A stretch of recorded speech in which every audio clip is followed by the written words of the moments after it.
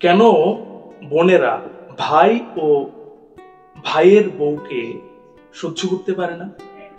প্রায়ই আমরা দেখি ভাই বিয়ে করার পর অনেক বোনের মনে কষ্ট, অভিমান কিংবা অস্বস্তি জন্ম নেয়। কেন এমন হয়? একটু খেয়াল করলেই আসল কারণগুলো বোঝা যায়।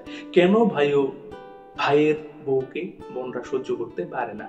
এক, ভালোবাসা ভাগ হয়ে গেছে বলে মনে হয়।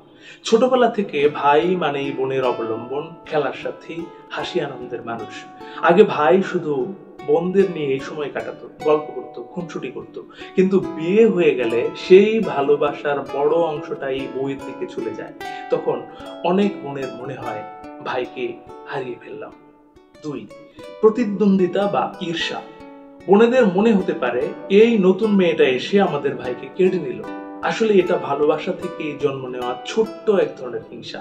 অনেক সময় বোনরা মনে করে বউ তাদের জায়গাটা নিয়ে নিচ্ছে, ভাইকে অন্যরকম করে দিচ্ছে। তিন, নিয়ন্ত্রণ হারানোর ভয়। আগে বোনেরা ভাইয়ের অনেক সিদ্ধান্তে মতামত দিত, ঘরে কর্তৃত্ব রাখতো।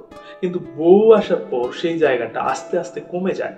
তখন মনে হয় আমাদের কথা আর আগের মতো গুরুত্ব পাচ্ছে না। চার, সমাজের পুরনো ধারণা। অনেক পরিবারে ছোট থেকেই শেখানো হয় ভাইয়ের বউ মানেই প্রতিপক্ষ।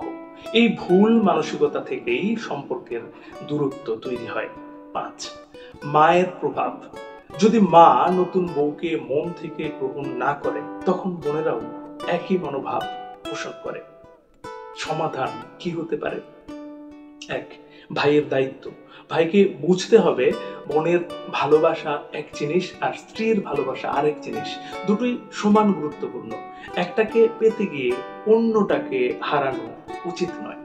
দুই, বোনদের সম্মান দেওয়া। ভাই ও তার স্ত্রী যদি বোনদের সম্মান দেয়, সময় দেয়, খোঁজ খবর নেয়, তবে বোনদেরও মনে হবে না যে তারা অবহেলিত হয়ে গেছে। তিন, নতুন বউয়ের নম্রতা। নতুন বউ যদি ধৈর্য, নম্রতা আর বুদ্ধিমত্তার সাথে সম্পর্ক গড়ে তোলে, তবে অনেক ভুল বোঝাবুঝি সহজেই দূর হয়ে যায়। চার, পারিবারিক সময় ভাগাভাগি করা।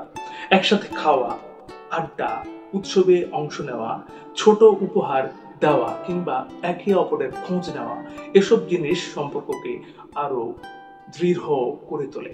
মনে রাখবেন, মনে রাখবেন, ভাইয়ের বউ আসা মানে ভাই হারিয়ে যাওয়া নয়, বরং পরিবারে নতুন একটি সম্পর্ক, নতুন সদস্য আর নতুন ভালোবাসা যুক্ত হওয়া। একটু সমঝোতা, একটু ধৈর্য আর আন্তরিকতা, এগুলোই পারে ভাই বোন আর ভাইয়ের বউয়ের সম্পর্ক স্বপ্নের মতো সুন্দর করে তুলতে। আজকে এখানেই শেষ করছি। তার আগে একটি কথা মনে করিয়ে দিই, এই পৃথিবী তাকেই সম্মান দেয় যে ইউনিক কিছু করতে পারে। আপনি ইউনিক কিছু করুন, ভালো শুনুন, ভালো থাকুন। ধন্যবাদ।